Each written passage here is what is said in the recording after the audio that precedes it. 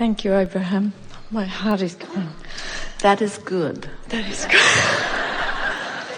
Oh, I need my glasses. If you're in your vortex most of the time, does that mean that your step one moments are less likely to be extreme? For example, the loss of a child or something really awful in our human form, like or having your child hurt in some way. In other words, by being in your vortex, are you in some way conferring protection on your family or those people you love? That's a first-time expression, and the answer to that is yes. Now, and here's why.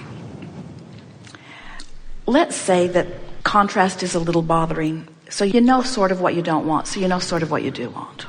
I don't want that. It's not truly bothering, but I don't want that, but I do want that. But there's not much focus in it, because I don't really not want that. I just sort of don't want that. So I sort of want that.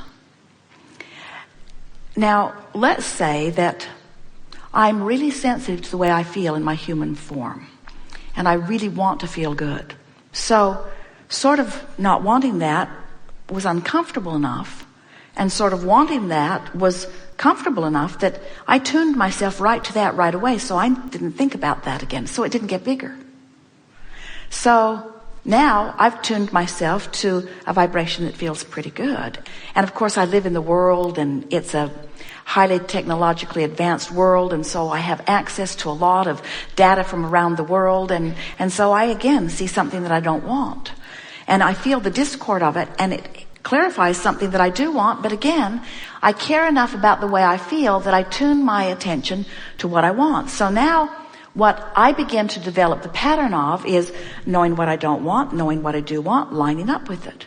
Knowing what I don't want, knowing what I do want, lining up with it. So I begin creating a solution-based life experience without much drama or trauma.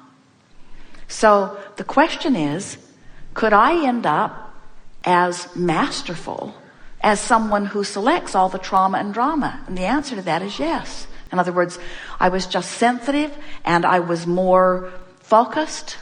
What we notice, however, with most humans is you don't get serious about focusing until it really gets uncomfortable. The next book is going to be called Spirituality and the Law of Attraction. But the subtitle is The Last Frontier. And it's just our nicer way of saying your last ditch effort.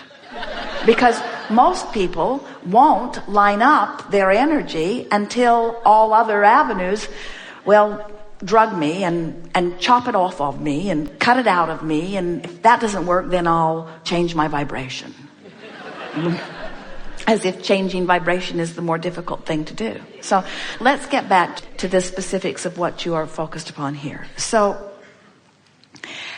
we want to be very clear that by knowing what you don't want and poking around at it, that it's going to get bigger. And so we want to agree with a premise that we can feel bubbling within you, that the more you resist the idea, interesting way to use resistance, the more you don't line up with who you are and you poke around at what you don't want, the bigger it's going to become. And so as a bigger and bigger and bigger and bigger and bigger question comes into focus, a bigger and bigger and bigger and bigger solution comes into focus too.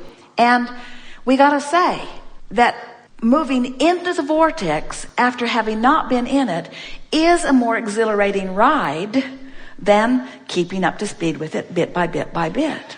Now let's put it into the context of the question that you have asked here, because you ask about some very perilous things. In other words, the idea of something happening to someone you love, or to one of your children especially, seems like a prospect of something that is too awful to even consider. But from inside the vortex, from the perspective of source, from the understanding that there is not death, from the understanding of the eternalness of our beingness, You got to understand that you all came forth and you were not concerned about the length of life. You were eager about what it could produce. And so that's really why so many of you are willing to explore contrast to such depths and breadths. Because even though you want to feel good, you all do, we all do.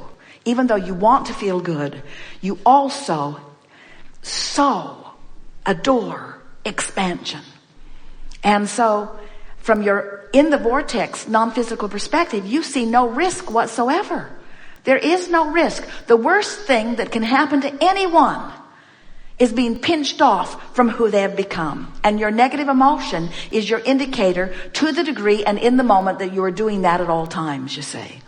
So when you look at the big picture, you understand that any way you live your physical life is applauded by that which is non-physical. We're not standing in this vortex in our non-physical state of being, rooting for you to get yourself in big trouble so that we can all expand. But we're not complaining about it either. In other words, when you ask, we all benefit from it. And all day, every day, we stand in your vortex of creation, knowing who you are, calling you in every conceivable way, because we want you in on the benefit of what you have been carving out, you see. If we were standing in your physical shoes, we'd have a healthy dose of life, just like you all do. We'd get rooted in the contrast, just like you all do. And we pay attention to our emotions as we are encouraging you to do. And we would be less willing to tolerate the indication of vibrational discord than almost all of you do. We would be cleaning up our vibration at the slightest whiff of discomfort. We wouldn't be standing around saying, I can take it. I can take it. It can get a lot worse than that. Oh, I'll clean it up eventually, but I can take it. We wouldn't be doing that. We'd be getting into the vortex every chance we could. Thank Good you. enough? Fantastic. Thank Yes. you.